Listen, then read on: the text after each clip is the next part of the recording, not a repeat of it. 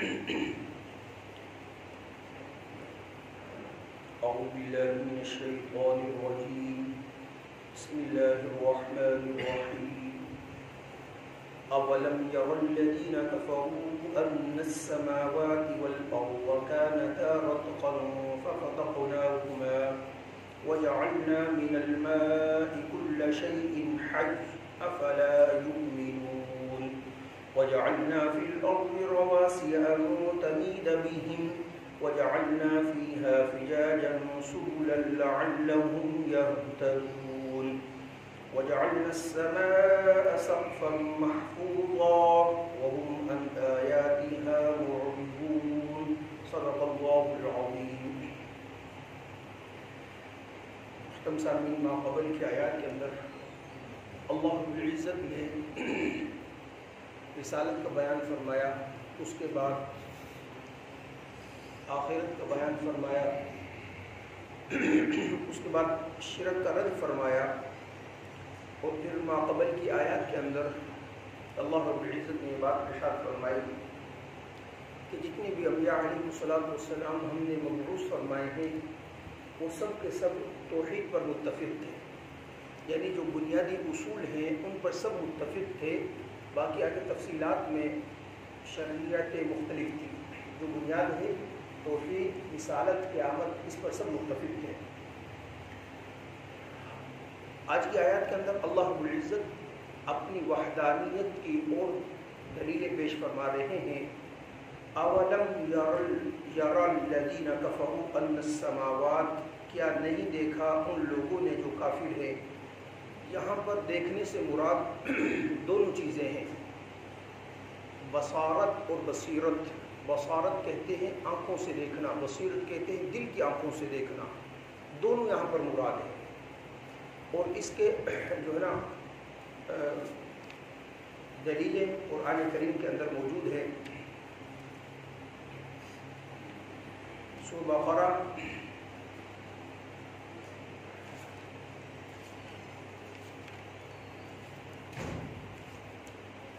آیت نمبر 243 ہے، اس کے اندر اللہ رب العزت ارشاد فرماتے ہیں الم ترى، کیا آپ نے دیکھا الی الذین خرجوا، ان لوگوں کو جو نکلے من دیارہم، کہاں سے؟ اپنے گھروں سے، وہم الوف حذر الموت، کیوں نکلے؟ موت کے ڈر سے نکلے، کہیں ان کو موت واقع نہ ہو جائے، موت کے ڈر کی وجہ سے اپنے گھروں سے نکل گئے۔ فقال لهم اللہ موتوا، دیکھیں کون ہے جو موت سے بچ سکتا ہے؟ جو انسان آیا ہے، جو جاندار، جو سانس لے رہا ہے، اسے مرنا ہے۔ اب یہاں کے رہنے والے لوگ یہ موت کے ڈر سے اپنے گھروں سے نکل گئے، شاید ہم موت سے بچ جائیں۔ فقال لهم اللہ موتوا، اللہ رب العزت نے ان کو موت عطا فرما دی۔ پھر اپنی قدرت کاملہ سے اللہ رب العزت نے ثم احیاہم، پھر ان کو زندہ فرما دیا۔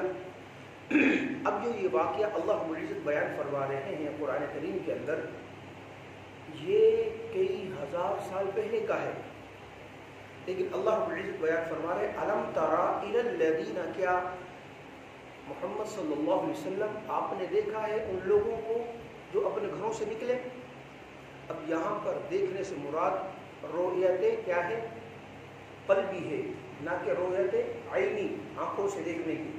اسی طرح آیت نمبر 2 دوسری جو ہے 258 نمبر آیت ہے سورہ بقرہ کی کہ الم تری الی الذین، کیا دیکھا ہے آپ صلی اللہ علیہ وسلم آپ نے ان لوگوں، اس شخص کو، حاج ابراہیم فی ربہ، جو اب ابراہیم علیہ السلام سے جھگڑا کر رہا تھا اپنے رب کے متعلق، یعنی سرکار دو عالم صلی اللہ علیہ وسلم اس وقت حضرت ابراہیم علیہ السلام اور نمرود کا آپس میں جھگڑا ہو رہا تھا، اس وقت تو وہاں پر موجود نہیں تھے، لیکن اللہ رب العزت نے یہاں پر بھی یہی بات ارشاد فرمائی کہ آپ نے نہیں دیکھا ان لوگوں کو، اس شخص کو جو اللہ کے بارے میں ابراہیم علیہ السلام سے جھگڑا کر رہا تھا۔ تو یہاں پر بھی رؤیت کون سی مراد ہے؟ رؤیت قلبی مراد ہے۔ ان تمام چیزوں کا پھر جواب سورہ یوسف آیت نمبر 102 کے اندر اللہ رب العزت نے بیان فرما دیا کہ پیارے حبیب صلی اللہ علیہ وسلم یہ تمام واقعات جو آپ کی پیدائش سے 1000 سال قبل 2000 سال قبل اس سے بھی زیادہ یا کم و بیش کے جو واقعات ہیں، ذالک من انباء الغیب نوحیہ الیک، یہ غیب کی خبریں ہم نے آپ کو بذریعہ وحی آپ کو مطلع فرمائی ہیں، آپ کے علم میں لے کر آئے ہیں۔ اور اسی طرح اصحاب فیل کا واقعہ سرکار دو عالم صلی اللہ علیہ وسلم کی ولادت باسعادت سے 50 یا 55 دن پہلے کا ہے۔ اللہ رب العزت وہاں پر کیا فرماتے ہیں، الم تر کیف فعل ربک باصحاب الفیل، کیا آپ نے نہیں دیکھا کہ کیسا اللہ رب العزت نے کیا اصحاب فیل والوں کے ساتھ؟ تو یہاں سے بھی رؤیت قلبی مراد ہے۔ تو یہاں پر اللہ رب العزت ارشاد فرماتے ہیں ولم یر الذین، کیا نہیں دیکھتے وہ لوگ جن کو اللہ رب العزت نے بصیرت و بصارت دونوں چیزوں سے نوازا ہوا، یعنی آنکھیں بھی دی ہیں اور دل کی آنکھیں بھی دی ہیں، ظاہری آنکھیں بھی دی ہیں، کیا وہ نہیں دیکھتے جنہوں نے کفر کیا ہے، ان السماوات والارض، بے شک آسمان اور زمین کانتا رتقا ففتقناہما، یہ دونوں بند تھے، ففتقناہما، پھر ہم نے ان دونوں کو کھول دیا۔ زمین و آسمان کس طرح بند تھے؟ علماء مفسرین بیان فرماتے ہیں، رئیس المفسرین عبداللہ ابن عباس رضی اللہ تعالیٰ عنہ فرماتے ہیں کہ ان دونوں کا بند ہونا اس طرح تھا کہ اللہ رب العزت نے جس وقت ان کو پیدا فرمایا تو آپس میں ملے ہوئے تھے، پھر اللہ رب العزت نے حکم فرمایا، آسمان کو اللہ رب العزت نے 7 آسمان بنا دیے، زمین کو حکم دیا وہ 7 زمینیں بن گئی، اس طرح ان کو جدا فرما دیا۔ کانتا رتقا، یہ آپس میں کیا تھے؟ ملے ہوئے تھے، پھر ففتقناہما، ہم نے دونوں کو کھول دیا۔ ایک یہ معنی مراد لیتے ہیں۔ اسی طرح ایک شخص آتے ہیں، وہ عبداللہ ابن عمر رضی اللہ تعالیٰ عنہ کے پاس مسجد نبوی کے اندر علم کے حصول کے حلقے لگا کرتے تھے، تو مختلف جگہوں سے مختلف اوقات میں لوگ آیا کرتے تھے علم کے حصول کے لیے۔ ایک شخص آتے ہیں عبداللہ ابن عمر رضی اللہ تعالیٰ عنہما کے پاس، آ کر عرض کرتے ہیں کہ اے عبداللہ، آپ مجھے یہ بتا دیجئے اس آیت کے متعلق، کانتا رتقا ففتقناہما، اللہ رب العزت نے یہ بات ارشاد فرمائی ہے کہ پہلے آسمان و زمین ملے ہوئے تھے، اس کے بعد ہم نے دونوں کو کھول دیا، اس کا کیا معنی ہے؟ تو عبداللہ ابن عمر رضی اللہ تعالیٰ عنہما نے فرمایا ان سے کہ بھئی جاؤ، وہ سامنے عبداللہ ابن عباس رضی اللہ تعالیٰ عنہ بیٹھے ہوئے ہیں، آپ ان سے جا کر اس آیت کے متعلق سوال کرو، جو وہ جواب دے آ کر آپ نے مجھے بھی مطلع فرمانا ہے۔ اب یہ شخص جو ہے نا یہاں سے جاتے ہیں عبداللہ ابن عباس رضی اللہ تعالیٰ عنہ کے پاس، اور وہاں پر جا کر اس آیت کی تفسیر کے متعلق سوال کرتے ہیں۔ عبداللہ ابن عباس رضی اللہ تعالیٰ عنہ فرماتے ہیں، بھائی دیکھو، پہلے آسمان بند تھا، بمانی کس طرح کہ آسمان سے پانی نہیں برستا تھا، بارش نہیں نازل ہوتی تھی، اور زمین بند تھی اس طرح کہ زمین کوئی غلہ اناج کسی قسم کی کوئی چیز نہیں اگاتی تھی۔ پھر اللہ رب العزت نے آسمان کو کھولا کس طرح؟ آسمان سے بارش نازل فرمائی، زمین کو کھولا کس طرح؟ زمین سے نباتات اور تمام جو ہے نا اللہ رب العزت نے ترکاریاں اور تمام جتنے بھی غلے اناج ہیں وہ اللہ رب العزت نے اس زمین سے نکالے۔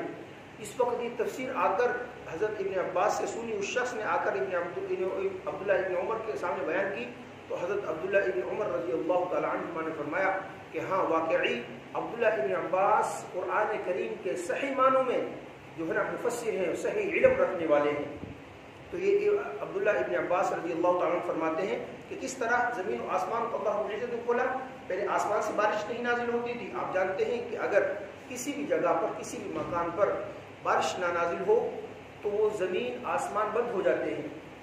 اسی کے متعلق اللہ کے نبی صلی اللہ علیہ وسلم فرمایا، قرب قیامت میں جس وقت یاجوج ماجوج کا خروج ہوگا نا، اس وقت بھی کہیں پر بھی آپ کو پانی نظر نہیں آئے گا، اتنے سخت حالات ہوں گے۔ تو اس میں اللہ رب العزت کی قدرت کی نشانیاں ہیں، ان نشانیوں کو دیکھ کر بھی اللہ کی وحدانیت پر ایمان نہیں رکھتے، ایمان نہیں لاتے۔ دیکھیں مشرکین مکہ وہ کوئی ایسے نہیں تھے کہ اللہ رب العزت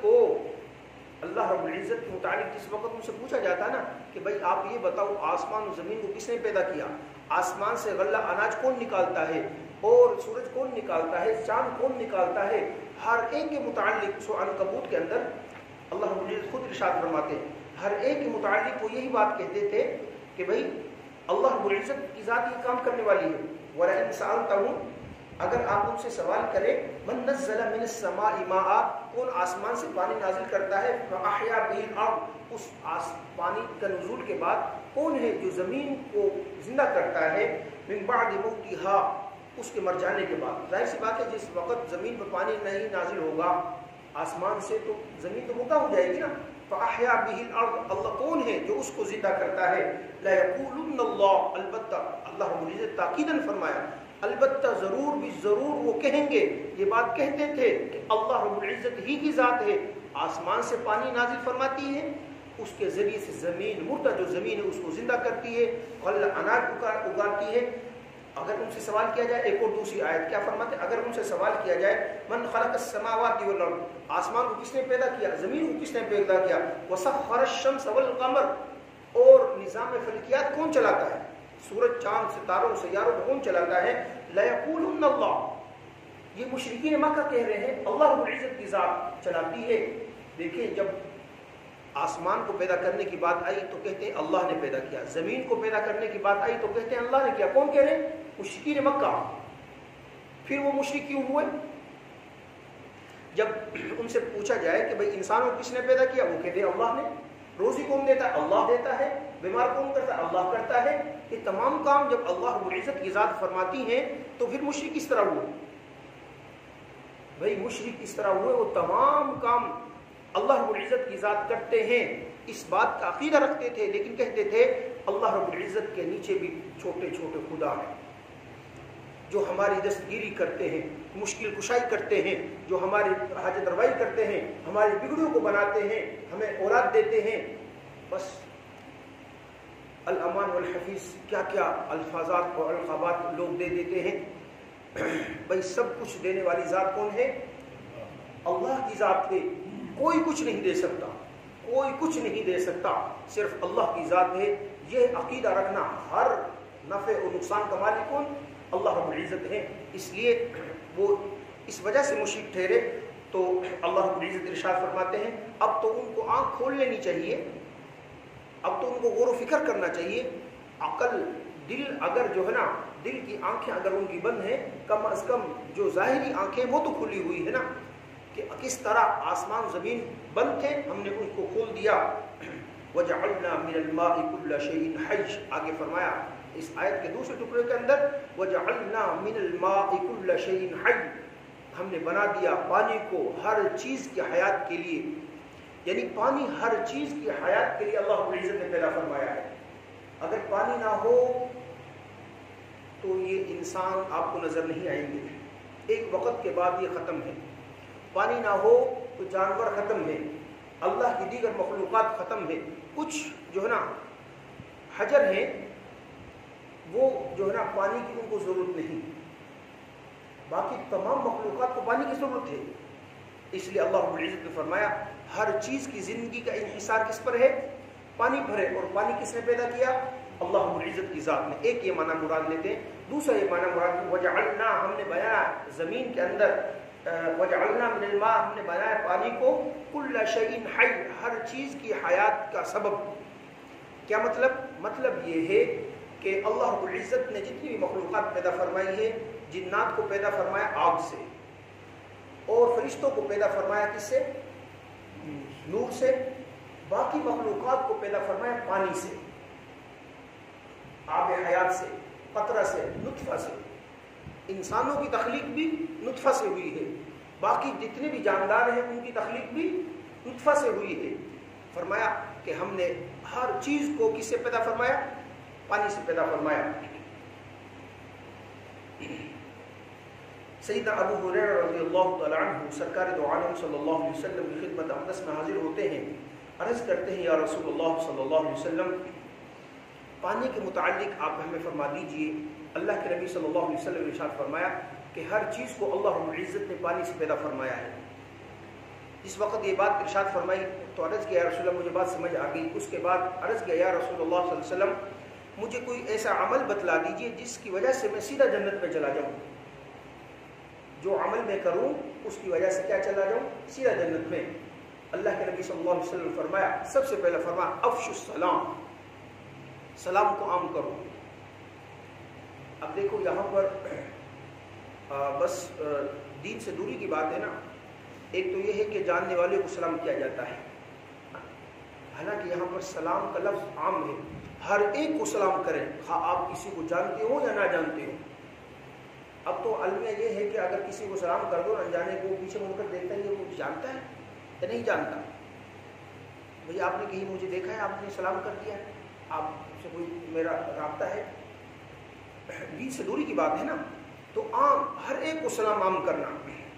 اس لیے فرمایا کہ جو شخص سلام میں ابتدا کرے گا نا وہ کبر سے، تکبر سے محفوظ رہے گا، بری ہو جائے گا۔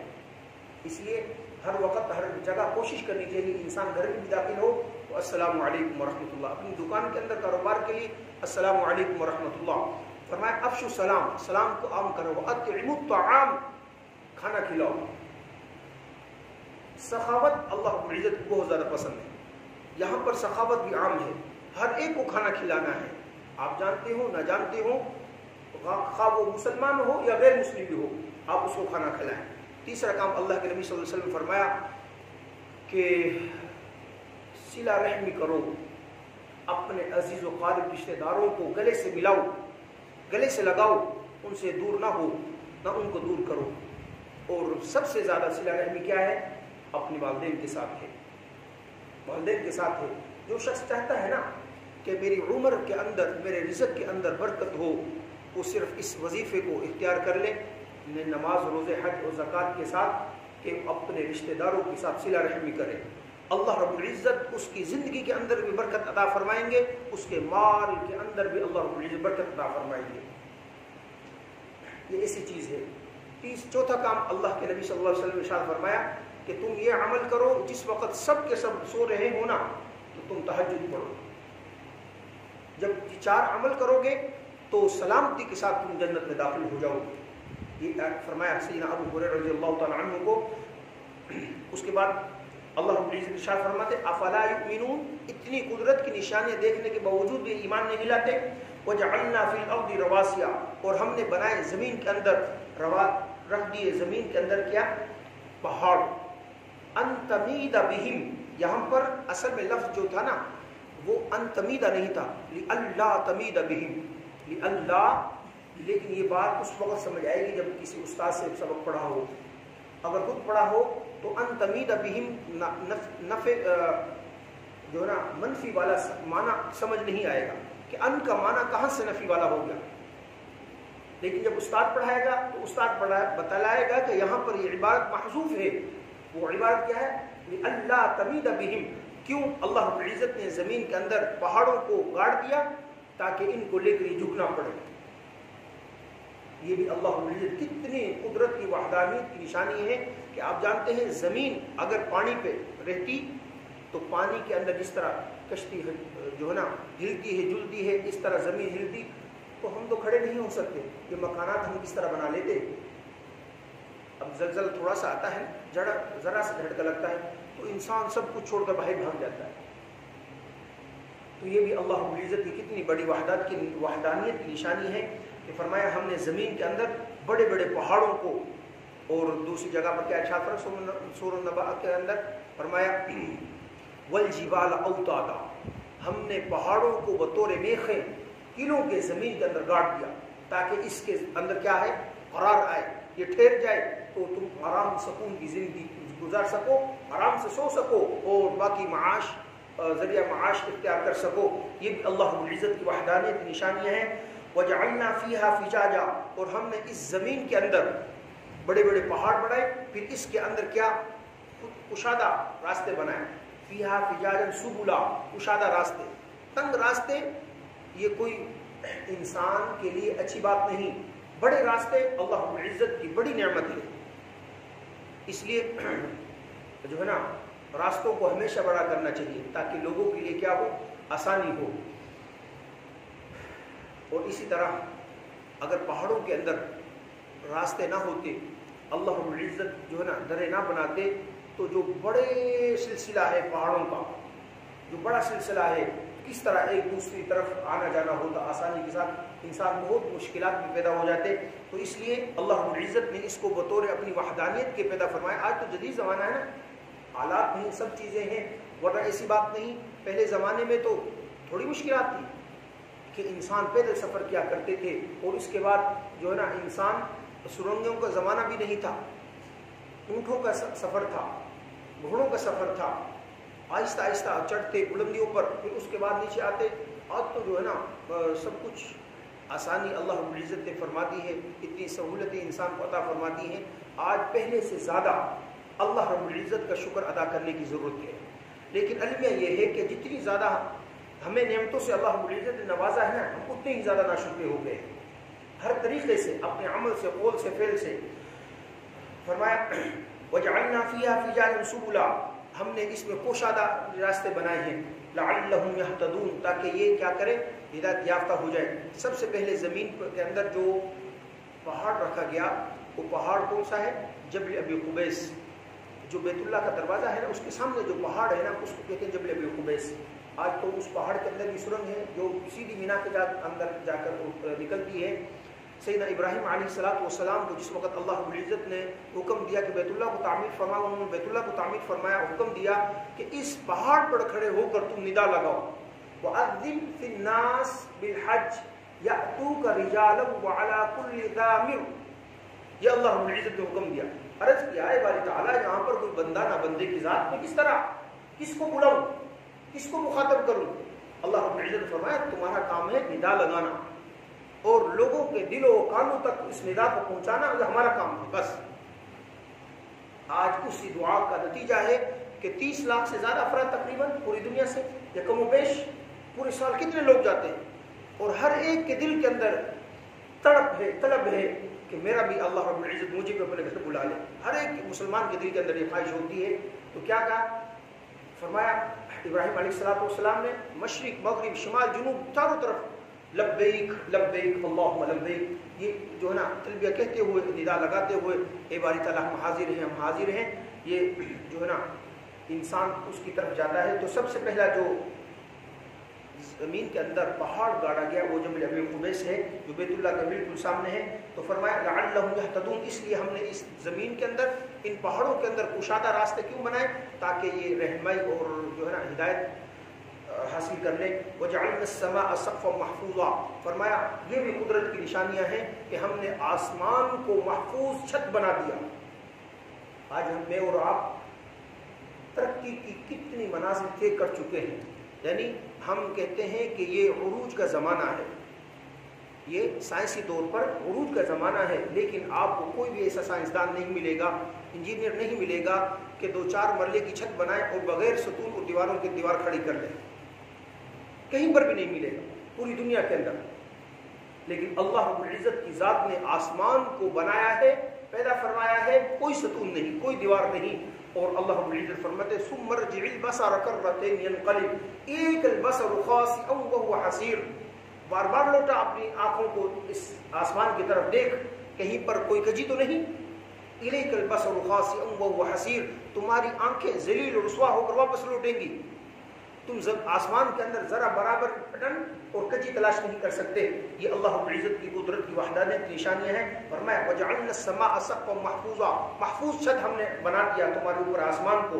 वहुम अन आयातिहा मुअरिज़ून, और ये लोग अल्लाह रब्बुल इज़्ज़त की इन आयात से एराज़ करते हैं, इन आयात को नहीं मानते, अल्लाह रब्बुल इज़्ज़त की वहदानियत पर ईमान नहीं लाते।